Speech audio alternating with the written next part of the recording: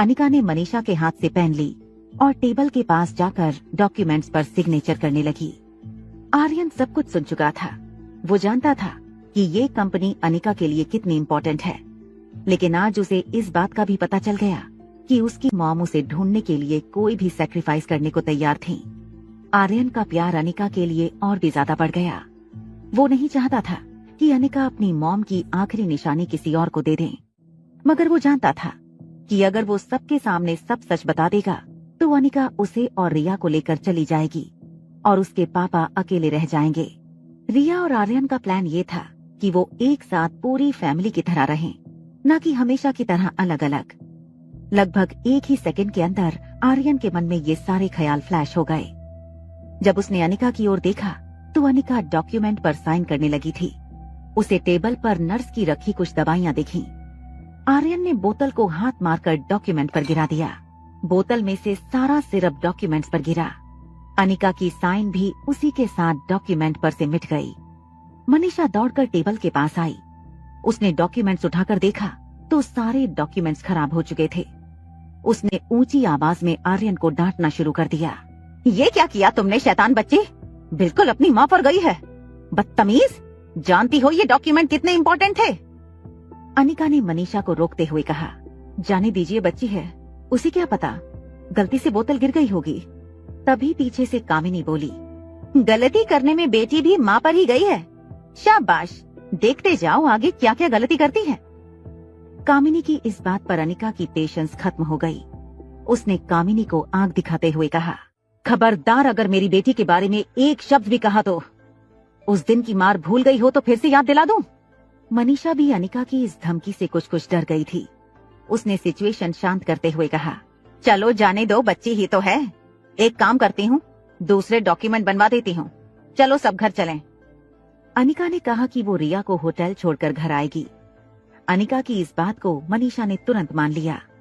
वो बस इस बात से खुश थी कि अनिका वो फार्मा कंपनी कामिनी को देने के लिए तैयार हो गई थी। वो ये मौका हाथ से जाने देना नहीं चाहती थी। जैसे ही अनिका रिया को लेकर हॉस्पिटल के कमरे से बाहर निकली, मनीषा और कामिनी भी उसके पीछे पीछे निकले। अनिका को टैक्सी में बैठते हुए देख मनीषा ने कामिनी से कहा, मैं घर चलकर डॉक्यूमेंट्स बनवाती हूँ, तू जाकर अनिका का पीछा कर। अगर उसने अपना मन बदल दिया तो मुझे फोन कर देना। मनीषा ने कामिनी से कहा कि वो अनिका का पीछा करे। अगर अनिका ने अपना इरादा बदल दिया तो उसे तुरंत फोन करे। यहाँ अनिका आर्यन को लेकर टैक्सी में बैठने लगी। तभी आर्यन ने जिद की कि वो ड्राइवर के बगल वाली सीट पर ही बैठेगा। अनिका के लिए रिया की ऐसी जिद बहुत आम बात थी। उसने आर्यन को टैक्सी की आगे वाली सीट पर बैठाकर खुद बैक सीट पर बैठ गई। टैक्सी के चलते ही कामिनी भी अपनी गाड़ी में अनिका के टैक्सी का पीछा करने लगी। आर्यन जानता था कि उसे जल्द ही कुछ करना होगा, वरना अनिका उसे होटल छोड़ने के बाद कामिनी के साथ घर जाकर एग्रीमेंट पर साइन कर देगी। आर्यन ने अपनी जेब में सनी का दिया हुआ फोन रखा था। उसने चुपके से वो फोन निकाला और रिया को मैसेज किया, हमें जल्द ही किसी अननोन ईमेल एड्रेस से मम्मी को ईमेल भेजना होगा। क्या ये काम तुमसे हो सकता है? आर्यन ने मुड़कर पीछे देखा। अनिका खिड़की से बाहर देखते हुए कुछ सोच रही थी।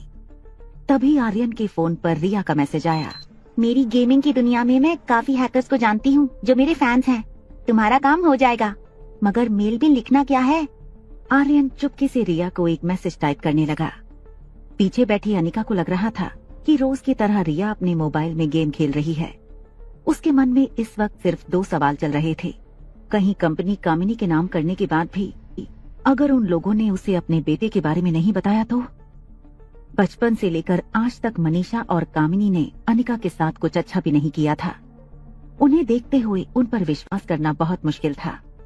और दूसरा सवाल ये था कि आखिर उस छोटी सी फार्मा कंपनी में ऐसा क्या था जो गुलेरिया और डोगरा खानदान किसी भी कीमत पर उसे पाना चाहते थे। अनिका को एक बात का विश्वास हो गया था कि जरूर उस कंपनी में ऐसा कोई राज छुपा है जो जानना उसके लिए बहुत जरूरी है। अनिका ये सोच ही रही थी, तभी उसकी नजर अपने मोबाइल की फ्लैश होती हुई स्क्रीन पर पड़ी। उसके नोटिफिकेशन में किसी अननोन ईमेल एड्रेस से एक मेल आया था। उसने जब मेल खोलकर देखा तो वो मैसेज पढ़कर हैरान हो गई। उसमें लिखा था, मैं तुम्हारे बेटे के बारे में सब कुछ जानता हूँ, तुम एग्रीमेंट साइन मत करना। मैसेज पढ़ते ही तुरंत अनिका ने उसी ईमेल एड्रेस पर फिर से मैसेज भेजने की कोशिश की, मगर किसी वजह से उसका मेल उस एड्रेस पर डिलीवर नहीं हो पा रहा था। इस बात से अनिका बहुत हैरान हो गई। वो समझ नहीं पा रही थी कि ये मेल किसका हो सकता था और वो इस इंसान को कैसे कांटेक्ट करे। टैक्सी होटल पैराडाइज के गेट में एंटर हुई। कामिनी भी अनिका का पीछा करते हुए अपनी कार में होटल पैराडाइज के अंदर चली गई। गेट पर पहुंचते ही आर्यन टैक्सी से उतर गया।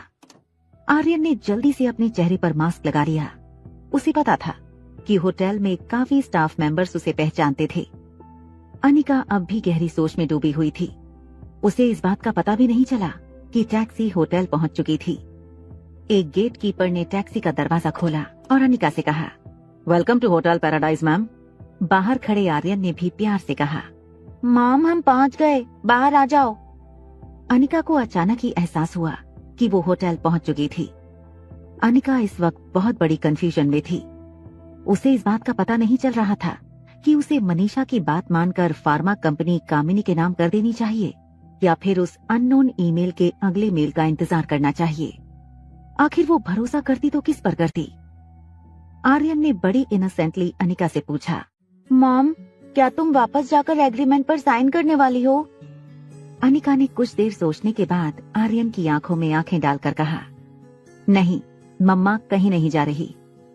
अनिका आर्यन का हाथ पकड़कर होटल के अंदर जाने लगी।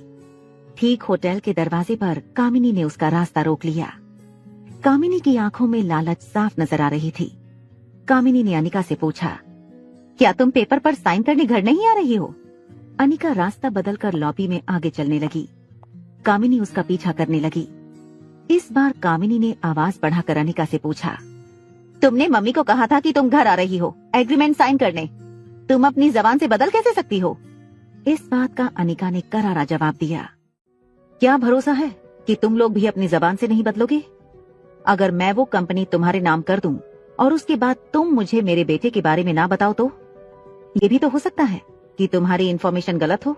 ये कहकर अनिका ने लिफ्ट का बटन दबा दिया और लिफ्ट के आने का इंतजार करने लगी।